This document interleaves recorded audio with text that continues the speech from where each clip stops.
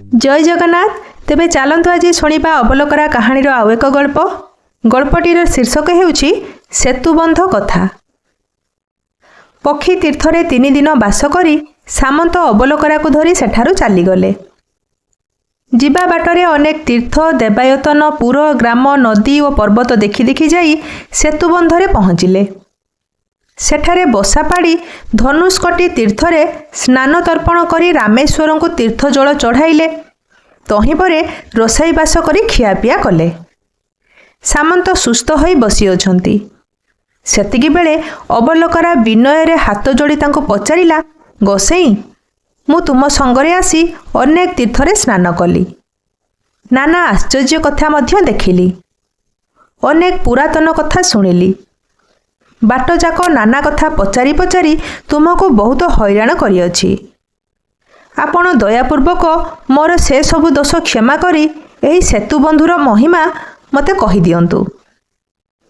तीर्थ दर्शन शेष हैला। एठारु घर को बाहुड़ी जिबा। घर को गले सत्य कोन आपणक मुखरु मु आउ किछि सुनी परिबि कि? एहा सुनी सामंत संतुष्ट होई बइले, पक्का कमल पत छता, बस अबलोकरा सुन से कथा। अयोध्यार राजपुत्र रामचंद्र तांको पिता दशरथଙ୍କ आज्ञारे भाई एवं भारीजांको संगरे घेनी वनवास करिथिले।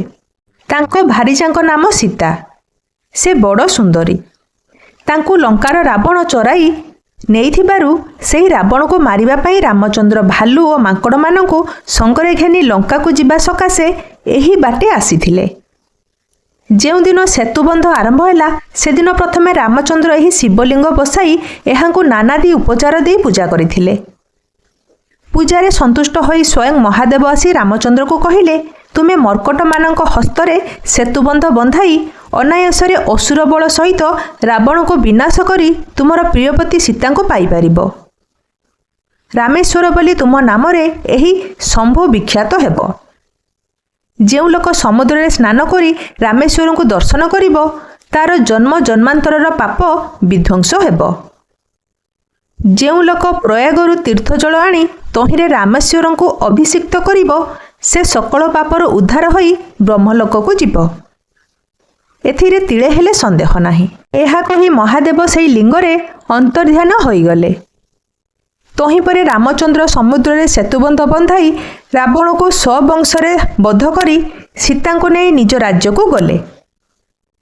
सेदिनु सेतुबंध रामेश्वर नामरे त्रिभुवन रे विख्यात हैला। अनेक लोक एही पुण्य तीर्थरे स्नान और रामेश्वर को दर्शन करी दिव्य गति लाभ करुछंती। आम दुईंकर पूर्व भाग्य थिबारु एठाकु आसी रामेश्वर को तमे दर्शन कलु। एही तीर्थ महिमा विषय मु गोटिए पुरातन इतिहास शुणी अछि। ताहा तो आगरे आज कहूअछि शुण। पूर्व काल रे एही पृथ्वी रे शतधनु नामक जणे विख्यात राजा थिले। तांको राणीर नाम शैवा। से पतिव्रता, महाभाग्यवती एवं धर्मपरायणा थिले। तांकोठारे सर्व सुलक्षण पूरी रहिथिला। गुण जेउपरि रूप ताठारु अधिक। से राणी सर्वदा पतिपरायणा होई धर्म मार्गरे मन देई थांती। शतधनु राजा सेही राणी को संगे नेई प्रतिदिन विष्णु को पूजा करती। आहुरी विष्णु को चरणारविंदरे भक्ति करी जप दान उपवास होम अतिथि पूजा करुथांती। एहा छड़ा अन्य विषय तांकर मन न थाए।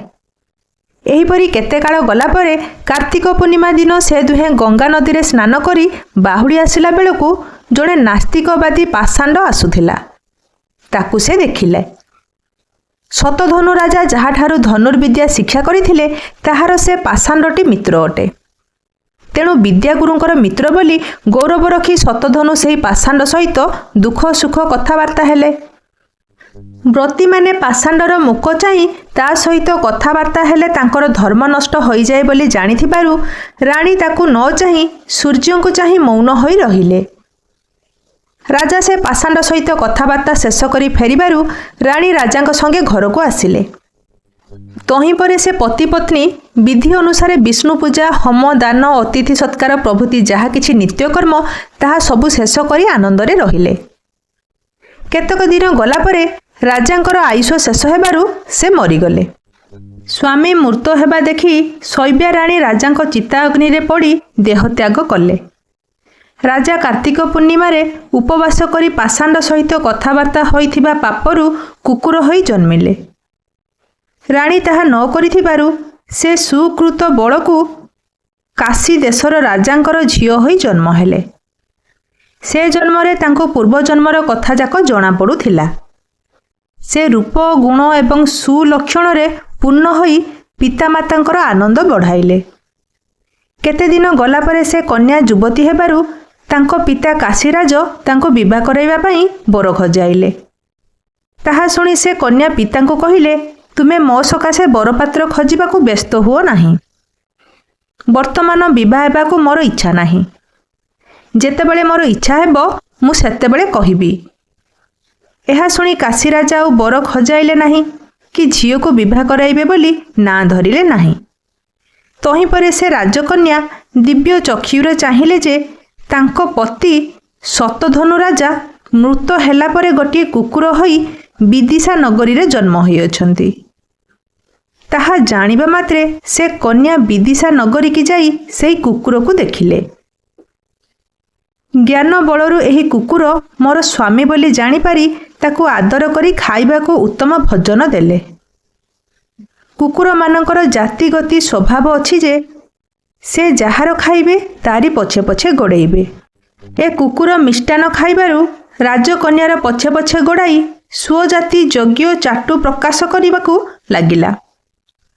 ସ୍ୱାମୀର ସେ ଚେଷ୍ଟା ଦେଖି କାଶୀରାଜ ଦୁହିତା ଅତି ଲଜ୍ଜିତା ହୋଇ ତହିଁପରେ ତାକୁ ନମସ୍କାର କରି କହିଲେ, ମହାରାଜ, ତୁମେ ଗୁରୁର ସଖା ବୋଲି ପାଷାଣ୍ଡ ସହିତ ଗଙ୍ଗା ତୀରରେ ଯେଉଁ ମିଷ୍ଟାନ୍ନ ଆଳାପ କରିଥିଲ, ସେହି ପାପରୁ ଏବେ କୁକୁର ଜନିରେ ଜନ୍ମ ହୋଇଅଛ।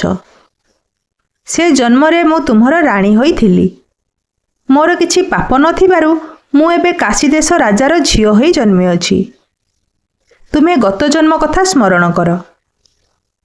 ତୀର୍ଥ ସ୍ନାନାନ୍ତର ପାଷାଣ୍ଡ ସମ୍ଭାଷଣ ପାପକୁ ଏବେ କୁସିତ ଜନିରେ ଜନ୍ମ ହୋଇଅଛ। ଏହା ଶୁଣି ସେ କୁକୁର ନିର୍ବେଦ ହୋଇ ଘଡ଼ିଏ କାଳ ପର୍ଯ୍ୟନ୍ତ ରହିଲା।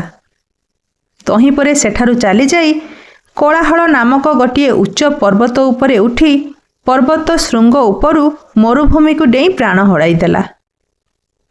କୁକୁର ଦେହ ଛାଡ଼ି ପୂର୍ଣ୍ଣରୂପୀ ଗୋଟିଏ ଶୃଗାଳ ହୋଇ ସେହି ବନରେ ଜନ୍ମଗ୍ରହଣ କଲା। ଏଣେ କାଶୀ ରାଜକନ୍ୟା ପିତା ଗୃହକୁ ଫେରି ଯାଇଥିଲେ। ପୁଣି ବର୍ଷକଉତାରୁ ଦିବ୍ୟ ଦୃଷ୍ଟିରେ ଚାହିଁ ଦେଖିଲେ ଯେ ତାର ସ୍ୱାମୀ କୁକୁର ଦେହ ଛାଡ଼ି ଶୃଗାଳ ରୂପରେ ଜନ୍ମ ହୋଇଅଛି। ତେଣୁ ସେ ତାହାକୁ ପୂର୍ବ କଥା ଜଣାଇଦେବେ ବୋଲି କୋଳାହଳ ପର୍ବତକୁ ଗଲେ। ସେଠାରେ ସେହି ଶୃଗାଳକୁ ଦେଖି ବୋଇଲେ, ମହାରାଜ, ତୁମେ ମୋର ପତି। ପୂର୍ବଜନ୍ମରେ ରାଜା ହୋଇଥିଲ। ପାଷାଣ୍ଡ ସମ୍ଭାଷଣ ପାପରୁ କୁକୁର ଜନିରେ ଜନ୍ମିଲ। କୁକୁର ଦେହ ଛାଡ଼ି ଏବେ ଶୃଗାଳ ହୋଇଅଛ। ତୁମେ କୁକୁର ହୋଇ ଜନ୍ମିଥିବା ସମୟରେ ମୁଁ ତୁମକୁ ଗତ ଜନ୍ମ କଥା ସ୍ମରଣ କରାଇ ଦେଇଥିଲି। ତୁମେ କ'ଣ ତାହା ମନରୁ ପାସୋରି ଦେଲ କି? ଏହା ଶୁଣି ସେ ଶୃଗାଳ କ୍ଷଣକାତ ମୌନ ହୋଇ ବିଚାରିବାରୁ ପୂର୍ବ କଥାଯାକ ଜାଣିପାରି ଆହାର ପାଣି ଆଉ ଖାଇଲା ନାହିଁ। ରାଜକନ୍ୟା ସେଠାରୁ ପିତା ଘରକୁ ଫେରି ଆସିଲେ।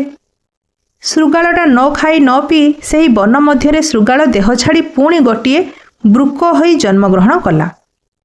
ତହିଁପରେ କାଶୀରାଜା କନ୍ୟା ତାହା ଜାଣିପାରି ସେହି ନିର୍ଜନ ଅରଣ୍ୟକୁ ଯାଇ ବୃକରୂପୀ ସ୍ୱାମୀକୁ ସେହି କଥା ସବୁ କହିଦେଲେ।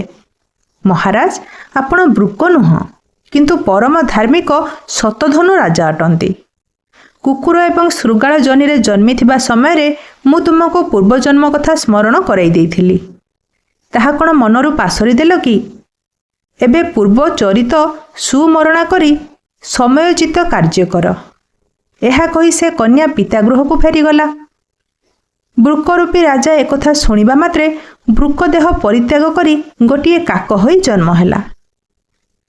ତହିଁପରେ ସେ ରାଜକୁମାରୀ ତାହା ଜାଣିପାରି ସେହି କାକ ପକ୍ଷୀ ନିକଟକୁ ଯାଇ କହିଲା, ମହାଭାଗ, ଆପଣ କାକ ପକ୍ଷୀ ନୁହନ୍ତି, କିନ୍ତୁ ଧାର୍ମିକ ଶିରୋମଣି ଶତଧନୁ ରାଜା ଅଟନ୍ତି। ତୀର୍ଥ ସ୍ନାନାନ୍ତର ପାଷାଣ୍ଡ ସମ୍ଭାଷଣ କରିବା ପାପରୁ କୁକୁର, ଶୃଗାଳ ଏବଂ ବୃକ ଜନିରେ ଜନ୍ମିଥିଲେ। ମୁଁ ଆପଣଙ୍କର ପ୍ରିୟପତି ଭାର୍ଯ୍ୟା। ବର୍ତ୍ତମାନ ରାଜକୁମାରୀ ହେଇ ଜନ୍ମିଥିବାରୁ ପୂର୍ବ କଥା ଜାଣିପାରି ତୁମକୁ ସେହି କୁକୁରାଦି 3 ଜନ୍ମର ଗତ କଥା ସ୍ମରଣ କରାଇ ଦେଇଥିଲି। ଏବେ ତୁମେ ତାହା ପାସରି ଦେଲ କି? ମୁଁ ପୁନରୂପି କହୁଅଛି ଯେ କାକ ଚେଷ୍ଟା ଛାଡ଼ି ସମୟୋଚିତ କାର୍ଯ୍ୟ କର। ତୁମେ ରାଜା ହୋଇଥିବା ସମୟରେ ଅଶେଷ ପାରିଦଣ୍ଡ ରାଜା ତୁମକୁ ବଳିଦାନ କରୁଥିଲେ। ସେହି ପାପରୁ ତୁମେ ଏବେ କାକ ଜନ୍ମ ପାଇ ବଳିଭୋଗ ବଲାଉଅଛ। ଏଥକୁ ବିଚାର କର। ଏହା କହି ସେ ରାଜକୁମାରୀ ପିତୃଗୃହକୁ ଚାଲିଗଲେ। ତହିଁପରେ ସେ କାକ ଅନାହାରରେ ପ୍ରାଣତ୍ୟାଗ କରି ଗୋଟିଏ ଗୁଧ୍ର ହୋଇ ବିନ୍ଧ୍ୟ ପର୍ବତରେ ଜନ୍ମଗ୍ରହଣ କଲା। ବର୍ଷକ ଉତ୍ତାରୁ ସେ ରାଜକୁମାରୀ ଦିବ୍ୟ ଦୃଷ୍ଟିରେ ଜାଣିପାରିଲା ଯେ ତାର ସ୍ୱାମୀ କାକଦେହ ଛାଡ଼ି ବିନ୍ଧ୍ୟ ପର୍ବତରେ ଗୃଧ ହୋଇଅଛି। ତେଣୁ ସେ ପୂର୍ବଜନ୍ମ କଥା ସ୍ମରଣ କରାଇ ଦେବା ପାଇଁ ବିନ୍ଧ୍ୟ ପର୍ବତକୁ ଯାଇ ସେହି ଗୃଧକୁ ଦେଖି କହିଲା, ହେ ଧର୍ମପରାୟଣ ମହାରାଜ, ଆପଣ ପାଷାଣ୍ଡ ସମ୍ଭାଷଣ ପାପରୁ ଗୃଧ ହୋଇ ଜନ୍ମିଅଛନ୍ତି। ତେଣୁ ପୂର୍ବଜନ୍ମରେ ଶତଧନୁ ନାମକ ବିଖ୍ୟାତ ରାଜା ଥିଲ। ତହିଁପରେ କୁକୁର, ଶୃଗାଳ, ବୃକ ଏବଂ କାକ ହୋଇ ଜନ୍ମ ହେଲ। ମୁଁ ତୁମକୁ ସେସବୁ ଜନ୍ମରେ ପୂର୍ବ ଚରିତ ସ୍ମରଣ କରାଇ ଦେଇଥିଲି। ଏବେ ତାହା ମନରୁ ପାସରି ଦେଲ କି? ଋଷିମାନେ ଲେଖିଅଛନ୍ତି, ମନୁଷ୍ୟ ନିଜ କର୍ମ ଦ୍ୱାରା ଅଧୋଗତି ଏବଂ ଊର୍ଦ୍ଧ୍ୱଗତି ଲାଭ କରେ। ଏ ବିଷୟରେ ଦୃଷ୍ଟାନ୍ତ ଆପଣ ତ ପାଇସାରିଛନ୍ତି। କୂଅ ଖୋଳିବା ଲୋକ କ୍ରମେ କ୍ରମେ ତଳକୁ ଯାଉଅଛି। ପାଚେରୀ ଚଢ଼ିବା ଲୋକ କ୍ରମେ କ୍ରମେ ଉପରକୁ ଯାଉଅଛି। ଏ କଥା ବିଚାର କରି ତୁମେ ଆତ୍ମାର ହିତ ସାଧନ କର। ବର୍ତ୍ତମାନ ଗୃଧ ଜନିରେ ଜନ୍ମି ପକ୍ଷ ସାହାଯ୍ୟ ପାଇଅଛ। ତେଣୁ ମୁଁ କହୁଅଛି, ଅଧାକ ପଥରେ ଉଡ଼ିଯାଇ ସେତୁବନ୍ଧରେ ସ୍ନାନ କରି ରାମେଶ୍ୱରଙ୍କୁ ଦର୍ଶନ କର। ତାହେଲେ ଆଉ ଗୋଟିଏ ଜନ୍ମରେ ନିଶ୍ଚୟ ଉତ୍ତମ କର୍ମ ଫଳ ପାଇବ। ଏହା କହି ସେ ରାଜକୁମାରୀ ପିତୃଗୃହକୁ ଲେଉଟି ଗଲେ। ଗୃଧ ତାହା ଶୁଣିବା ମାତ୍ରେ ପୂର୍ବଜନ୍ମ କଥାଯାକ ସ୍ମରଣ କରିଲେ। ସେଇକ୍ଷଣି ବିନ୍ଧ୍ୟ ଜଳ ଛାଡ଼ି ଆକାଶ ମାର୍ଗରେ ଉଡ଼ିଯାଇ ସେତୁବନ୍ଧରେ ପ୍ରବେଶ କଲେ। ସେଠାକୁ ଯାଇ ଧନୁଷ୍କଟି ତୀର୍ଥରେ ସ୍ନାନ କରି ରାମେଶ୍ୱରଙ୍କ ମନ୍ଦିରକୁ ଚାହିଁ ଚାହିଁ ଅନାହାରରେ ଦେହତ୍ୟାଗ କଲେ। ସେତୁବନ୍ଧ ଓ ରାମେଶ୍ୱରଙ୍କର ମହିମାରୁ ନିଷ୍ପାପ ହୋଇ ସେ ଗୃଧ ମିଥିଳାଧିପତି ଜନକ ରାଜାଙ୍କର ପୁତ୍ର ରୂପେ ଜନ୍ମଗ୍ରହଣ କଲେ। ସେହି ରାଜକୁମାରଙ୍କର ଯୌବନାବସ୍ଥା ପ୍ରବେଶ ହେବାର ଜାଣି କାଶୀ ରାଜା ଦୁହିତା ତାଙ୍କର ପିତାଙ୍କୁ କହିଲା, ଏଥର ମୋ ପାଇଁ ସ୍ୱୟଂବର ସଭା ନିମନ୍ତ୍ରଣ କର। ମୁଁ ମୋର ଇଚ୍ଛା ଅନୁସାରେ ଗୋଟିଏ ରାଜପୁତ୍ରକୁ ବରଣମାଳା ଦେଇ ବିବାହ କରିବି। ଏହା ଶୁଣି କାଶୀ ରାଜା ଆନନ୍ଦିତ ହୋଇ କନ୍ୟା ପାଇଁ ସ୍ୱୟଂବର ସଭା ନିମନ୍ତ୍ରଣ କଲେ। ସେ ସଭାରେ 4 ଊଣା ଲକ୍ଷେ ରାଜପୁତ୍ର ଆସି ଉପସ୍ଥିତ ହୋଇଥିଲେ। କାଶୀ ରାଜଜେମା ସୁଲୋଚନା ସମସ୍ତଙ୍କ ସାକ୍ଷାତରେ ଜନକ ରାଜାଙ୍କ ପୁତ୍ରଙ୍କୁ ତାଙ୍କର ପତି ବୋଲି ଚିହ୍ନିପାରି ବରଣମାଳା ଦେଇ ବରିଲେ। ନାନା ଉତ୍ସବରେ ଦୁହିଁଙ୍କର ବିବାହ ହେଲା। ସୁଲୋଚନା ନିଜର ସ୍ୱାମୀଙ୍କ ପାଇଁ ପରମ ସୁଖରେ ସମୟ ଯାପନ କଲେ। ଆରେ ଅବଲୋକରା, ଏ ତୀର୍ଥର ମହିମା ବ୍ରହ୍ମାଙ୍କୁ ଅଗୋଚର। ମାତ୍ର ତୁ ପଚାରିବାରୁ ମୁଁ ଯାହା ଜାଣିଥିଲି ତତେ କହିଲି। ଏଠାରୁ ଆମର 4 ଧାମ ପୂର୍ଣ୍ଣ ହେଲା।